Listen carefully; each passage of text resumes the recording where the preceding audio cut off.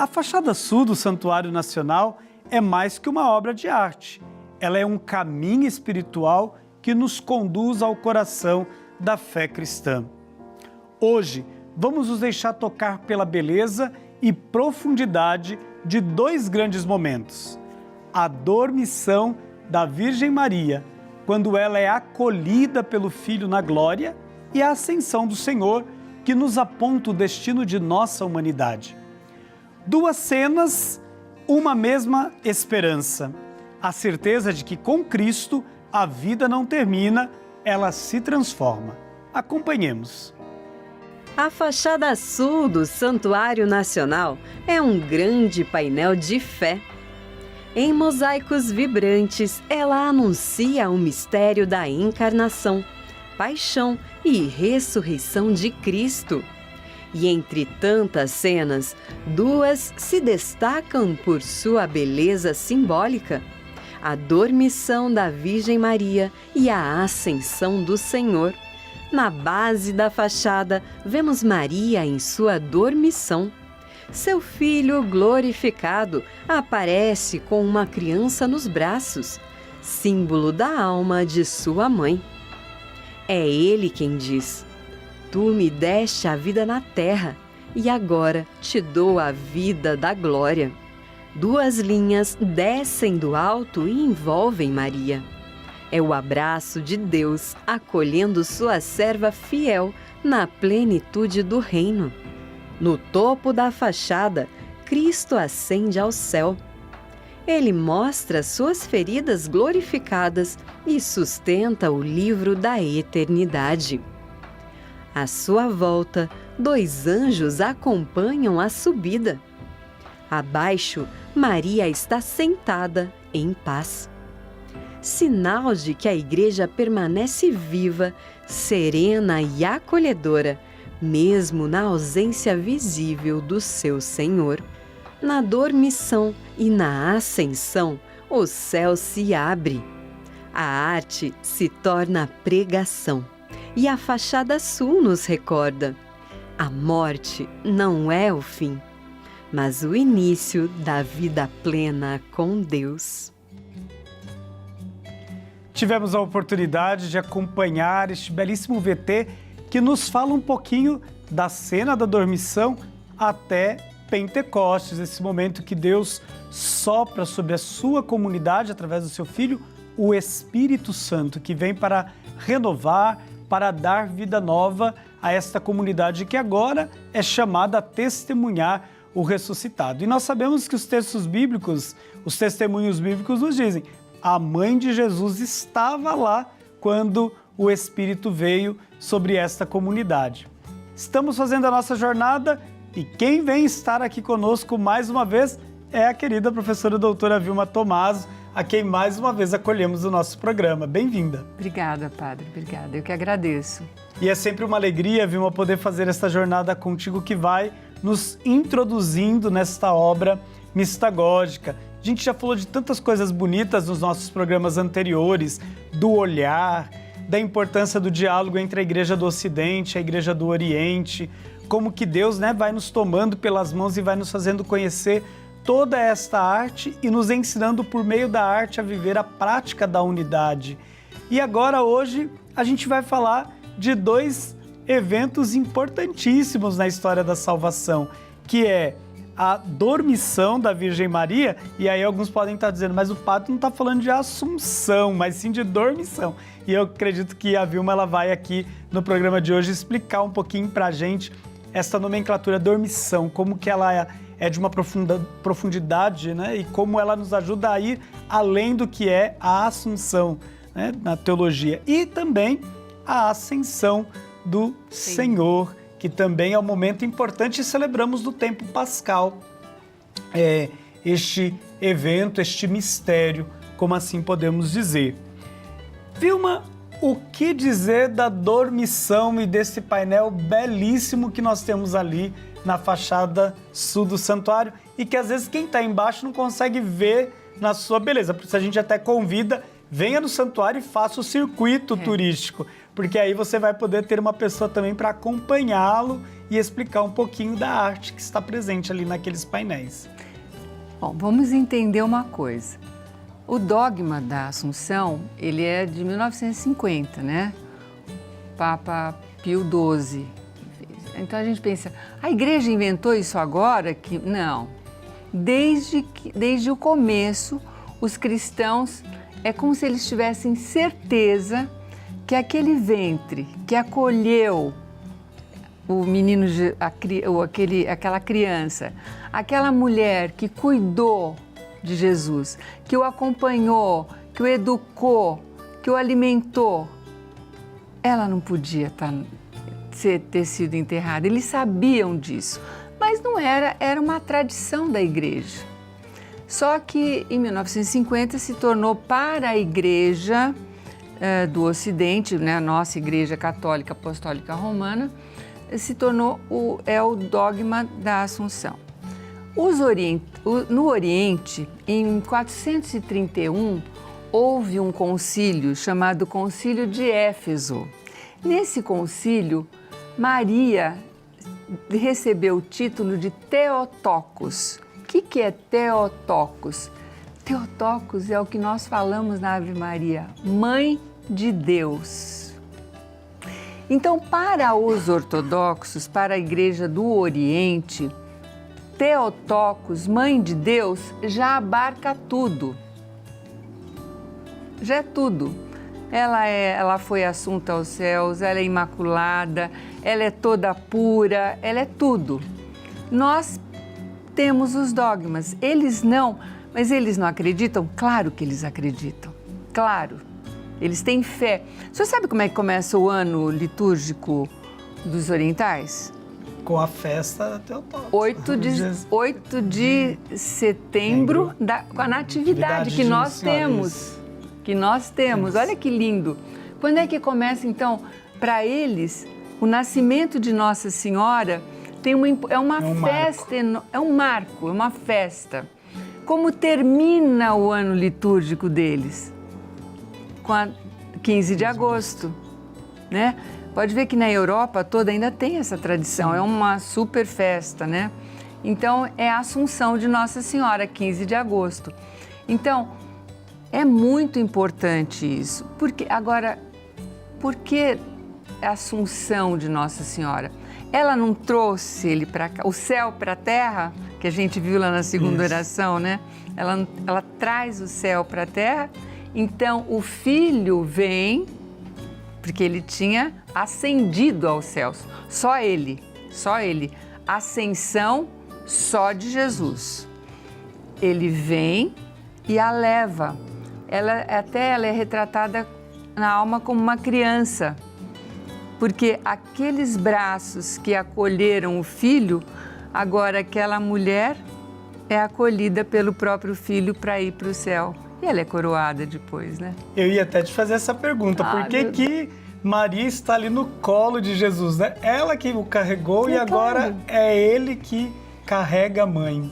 Olha, é tão bonito isso. Você sabe que eu me emociono? Eu sei disso, mas só de falar eu fico emocionada, porque é uma coisa tão bela, né? Que nos faz tão bem, que nos dá tanta esperança, né? E é uma prova também de que a morte não é o fim. Como o senhor falou aí, né? A morte não é o fim para nenhum de nós que cremos, né? Mas a morte é sempre para nós esta passagem, É uma passagem. Para esta nova realidade que seremos chamados agora a experimentar, que é a dimensão da eternidade. Aguardamos o dia final, né? Essa experiência que nós fazemos como discípulos de Cristo.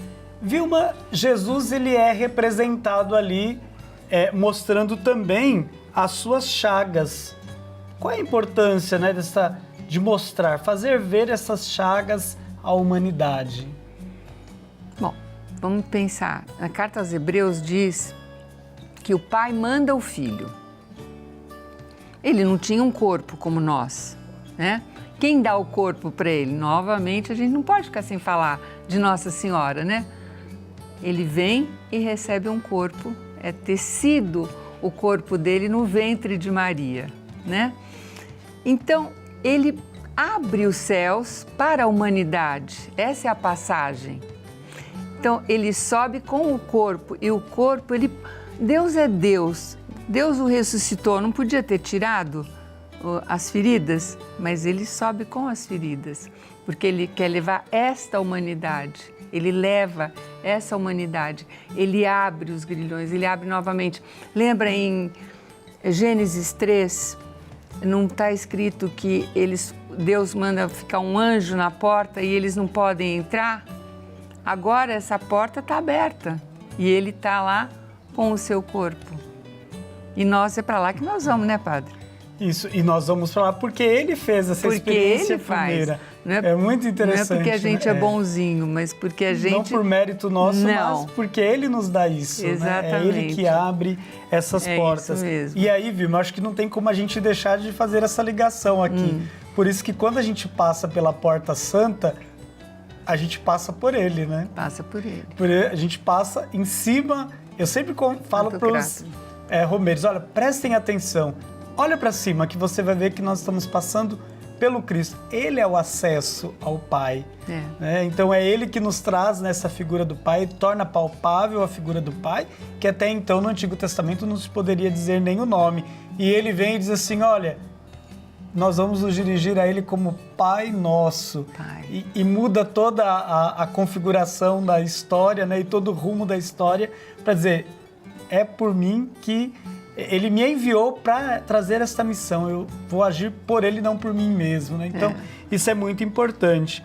Vilma, nesse sentido, como que a arte que está presente ali nas arcadas sul do santuário, né, na fachada sul, nos ajuda a entender o mistério da ascensão? Porque tem o Cristo, né, a ascensão de Cristo, mas tem Pentecostes ali, junto, né, a esta cena. Como que a gente pode unir esses dois mistérios? Eu acho tão bonita essa união, sabe por quê?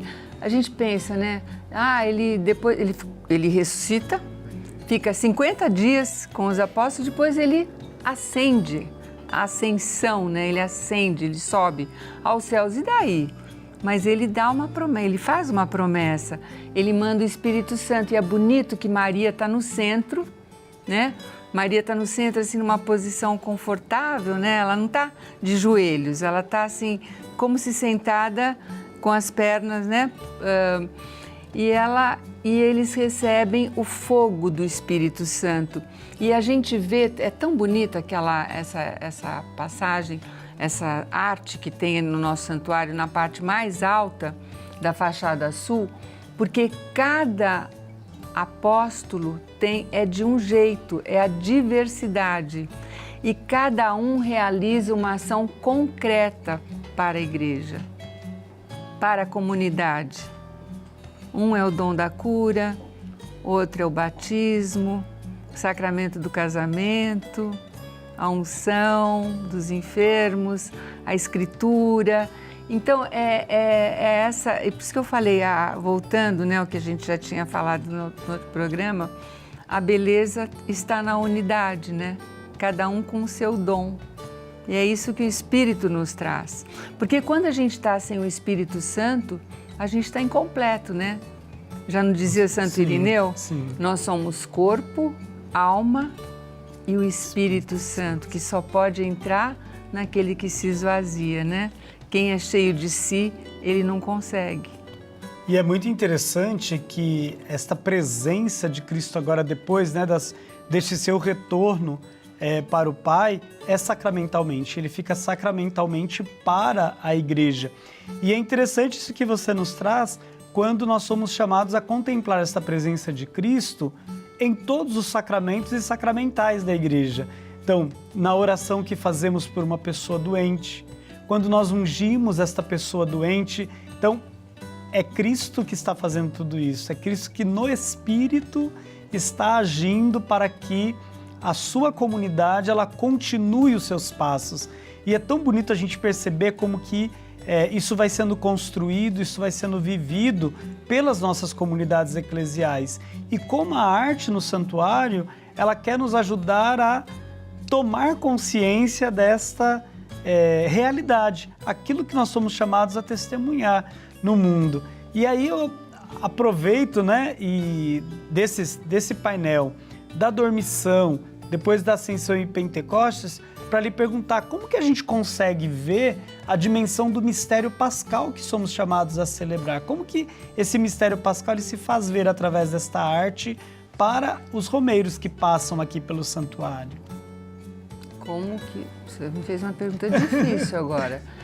Eu acho que as fachadas, de uma forma geral, elas são todas, eu sinto, muito eucarísticas e pascais. Porque uma das coisas que mais nos assusta, Padre, é a morte. É a morte. A gente se assusta e foi algo que desde o começo a filosofia grega lá atrás, né, pensava, para que eu vou fazer tanta coisa se a gente acaba? Então essa dimensão do transcendente, né, a arte mostrar o que essa arte, ela não mostra o aqui e agora. Ela quer mostrar uma dimensão que transcende a isso, né? Porque, na verdade, a transcendência não é só transcendência, porque depois que rasgou o véu, depois que Jesus foi crucificado, e que não está escrito na Bíblia, na Escritura, no Novo Testamento, que rasga o véu, tudo nos foi revelado.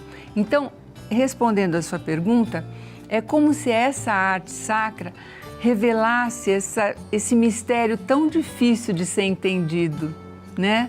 Quando a gente fala de Páscoa, mistério pascal é passagem. Veja, começou com a primeira fachada, a fachada norte, é a passagem, né? Uma Páscoa, a primeira Páscoa. Então são todas, o que é? É a libertação, é a salvação. Salvação o quê? Política? Não. A salvação do mal, do pecado que nós escolhemos, né? Sofremos. Então é uma coisa muito grande ao mesmo tempo e muito simples, né? De ser acolhido, se a gente acolhe com o coração. Muito interessante. Vilma, passa muito rápido, que pena, mas você ainda vai voltar ao nosso programa para a gente concluir essa jornada que estamos fazendo.